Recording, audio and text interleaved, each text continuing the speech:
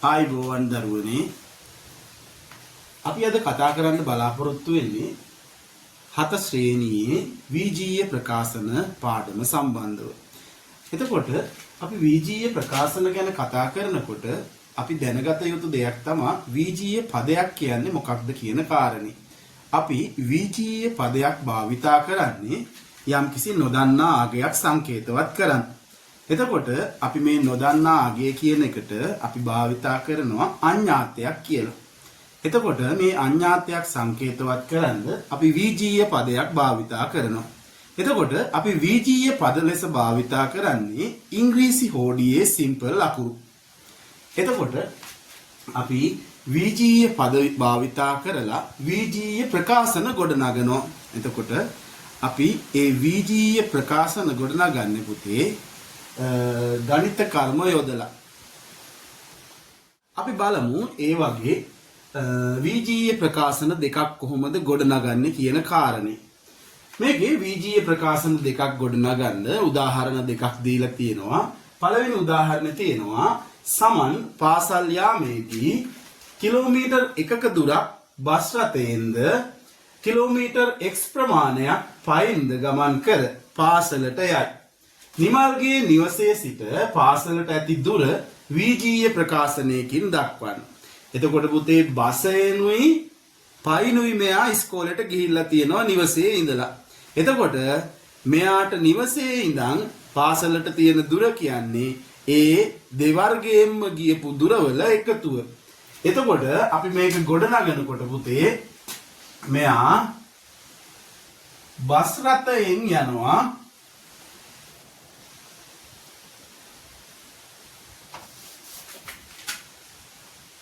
Bus රථයෙන් kilometre 1ක් යනවා. ඊට පස්සේ පයින් යනවා කිලෝමීටර් x ප්‍රමාණයක්.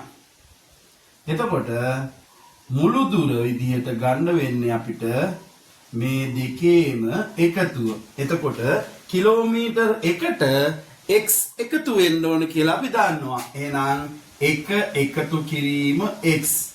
අපිට ඕනනම් මේ සමස්තයට මේ දෙකටම එකතු කරලා කිලෝමීටර් කියලා දාගන්න පුළුවන්.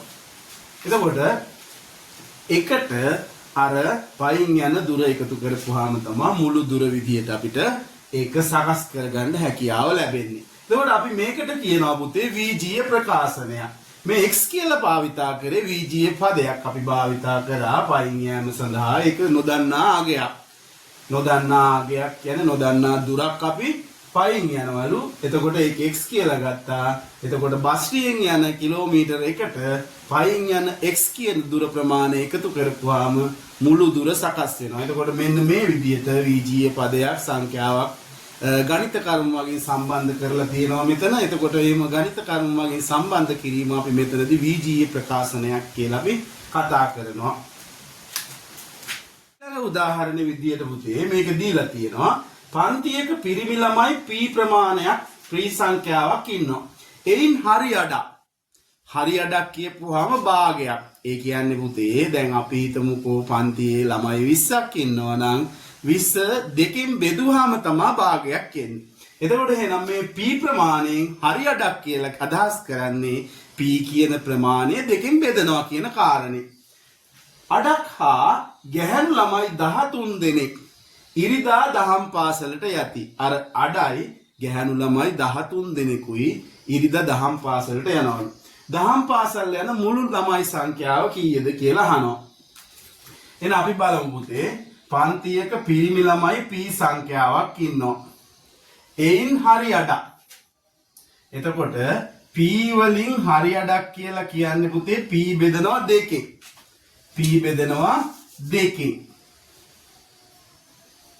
ඒකට එකතු වෙනවා ඊට අමතරව ගැහැණු ළමයි 13 දෙනෙක්. ගැහැණු ළමයි 13 දෙනෙක්. එතකොට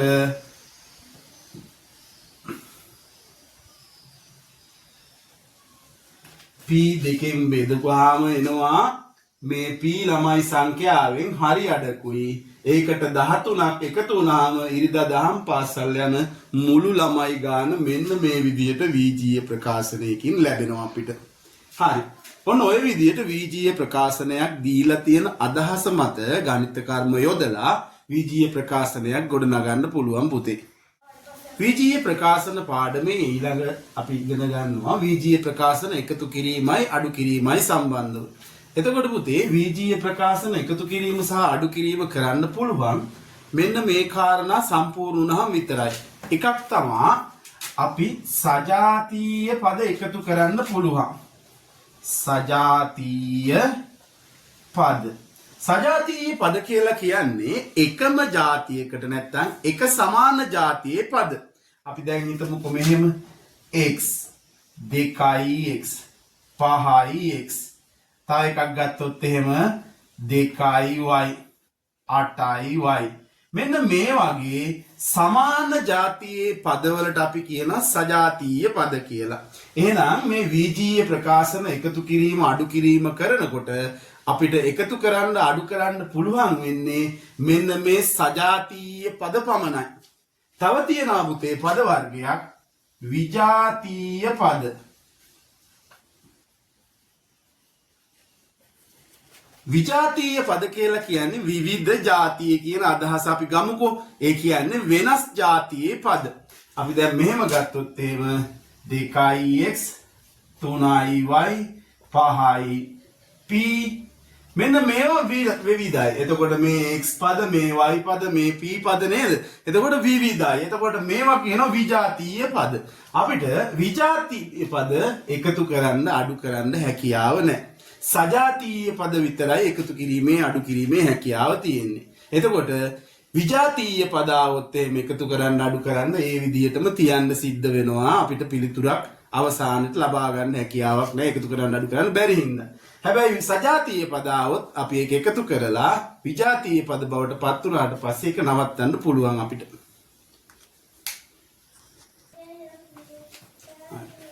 මේ 2x කියන පදේ ගත්තාම පුතේ මේ x වල ගුණ වෙලා තියෙන x ගුණ වෙලා තියෙන දෙකෙන්. එතකොට දෙකෙන් ගුණ වුණාට පස්සේ තමයි 2x කියලා කියන්නේ. එතකොට මේ අපි මෙතන 2x එක්ක ගුණ වෙන හින්දා අපි කියනවා මේ x වල සංගුණකය තමයි 2 කියන්නේ. ඒ කියන්නේ ගුණ වෙලා තියෙන සංඛ්‍යාව 2.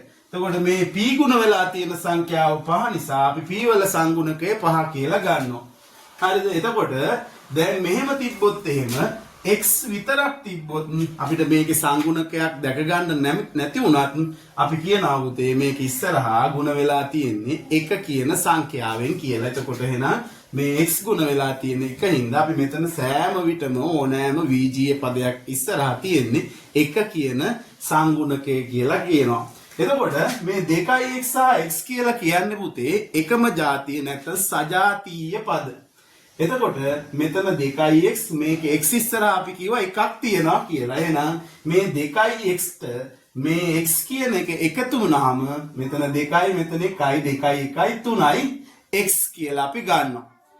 ඒ වගේම පුතේ දැන් මෙතන තියෙනවා සජාතීය පදයි විජාතීය පදයි ඔක්කොම කලවමේ තියෙන්නේ. එතකොට අපි මේක සුළු කර ගැනීමේ පහසුවට සජාතීය පද එක ළඟින් ලියනවා. මෙන්න මෙහෙම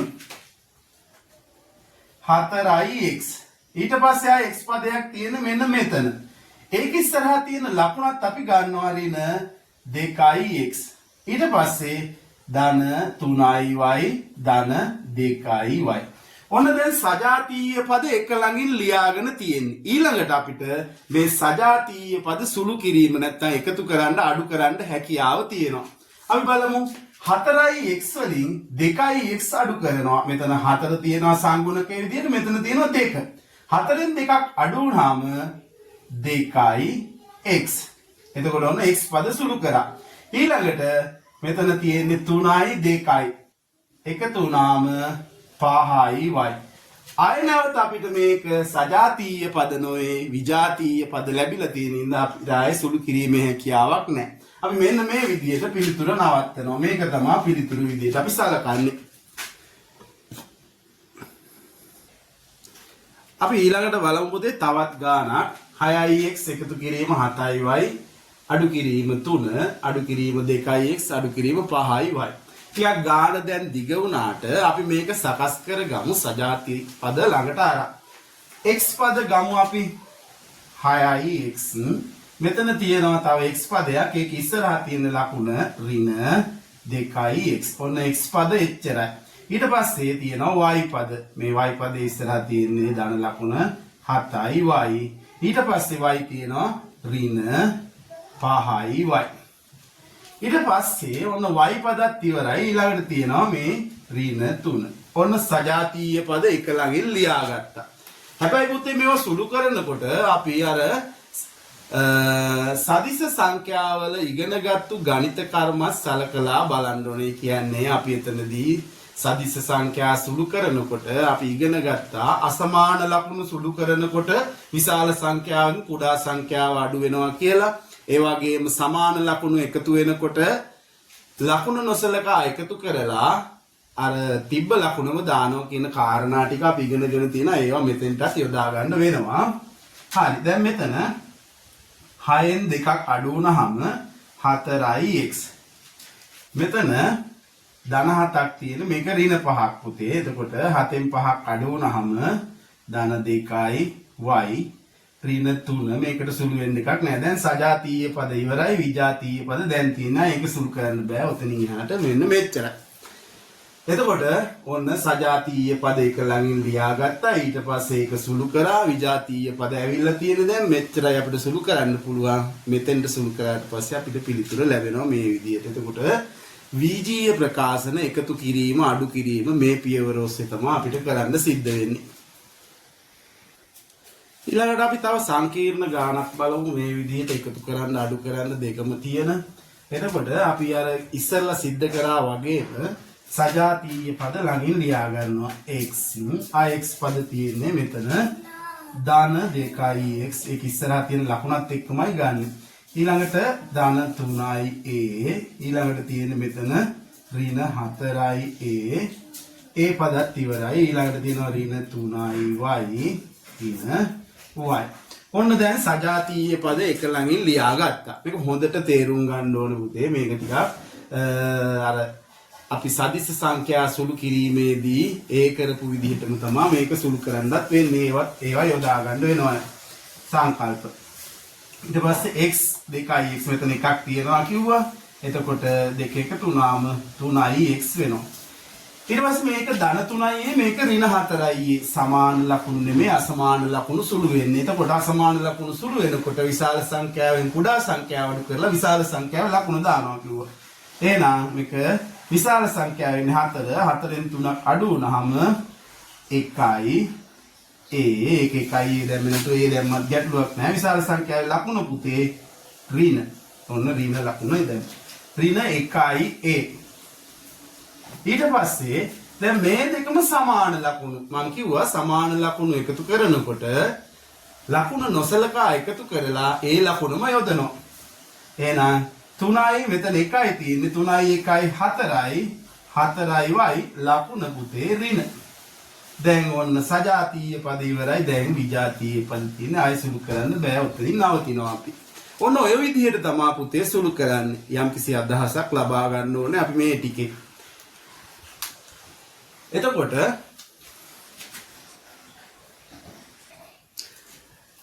ඊළඟ පාඩමේ තියෙන ඊළඟ කොටස වෙන්නේ පුතේ ආදේශ කිරීම නැත්නම් ආදේශය. අපි ආදේශය කියලා අදහස් කරන්නේ වෙනුවට යොදලා සුළු කරන එක. එතකොට දැන් මෙතන කියලා තියෙනවා x සමානයි 3ෙහි යගේ ආදේශ කරන්න කියලා. එහෙනම් x වෙනුවට අපි 3 ආදේශ කරනවා. නැත්නම් x වෙනුවට 3 යොදලා අපි මේ ගාන සුළු කිරීම කරනවා. එතකොට පුතේ මෙතන පළවෙනි ගාන විදිහට අපිට දීලා තියෙනවා 5යි x. 5යි x කියලා කියන්නේ 5x එක්ක ගුණ වෙනවා කියන කාරණේ. එතකොට x වල සංගුණකය 5 කියන එක නෙමෙයි. එහෙනම් x වෙනුවට දැන් අපි ආදේශ කරන්න හදන්නේ x සමානයි 3 කියන කාරණේ. එතකොට x වෙනුවට අපි ආදේශ කරනවා මෙතන 3. එතකොට 5 වරක් 3 15යි කියලා එනවා පිළිතුර. එතකොට තව ගණන් 3ක් තියෙනවා අපිට හදන්න. අපි හදමු. මෙතන තියෙන්නේ පුතේ 3 x එක්ක ගුණ වෙලා ඒකට 5ක් එකතු වෙනවා කියන කාරණේ. එතකොට දැන් x වෙනුවට අපි යොදනවා 3 වරක් 3 9යි 9ට එකතු වෙනවා 5ක් උත්තරේ 14ක් එනවා. ඊළඟට මෙතන තියෙනවා 15 අඩු කිරීම 2 ගුණ කිරීම x. එහෙනම් 15 අඩු කිරීම 2x කියලා කියන්නේ අපි ආදේශ කරනවා ඒ වෙනකොට 3. 15 අඩු කිරීම දෙවරක් 3 6. 15න් 6ක් අඩු වුණාම පුතේ 9 කියන පිළිතුර එනවා. ඔන්න අවස්ථාවක් දෙනවා මේ ගණන් ටිකේ 4 වෙනි ගාන ඔයාලා හදලා මට දාන්න. එතකොට අපිට මේ VGA ප්‍රකාශන පාඩමේ VGA ප්‍රකාශන ගොඩනැගීම, VGA ප්‍රකාශන එකතු කිරීම, අඩු කිරීම සහ VGA ප්‍රකාශන වලට ආදේශයන් සිද්ධ කිරීම තමයි කරන්න තියෙන්නේ. එතකොට ඒ ටික සම්බන්ධව සරල පැහැදිලි කිරීමක් තමයි කරේ. අපි මේ සරල පැහැදිලි කිරීමෙන් දල අවබෝධයක් ලබා ගමු.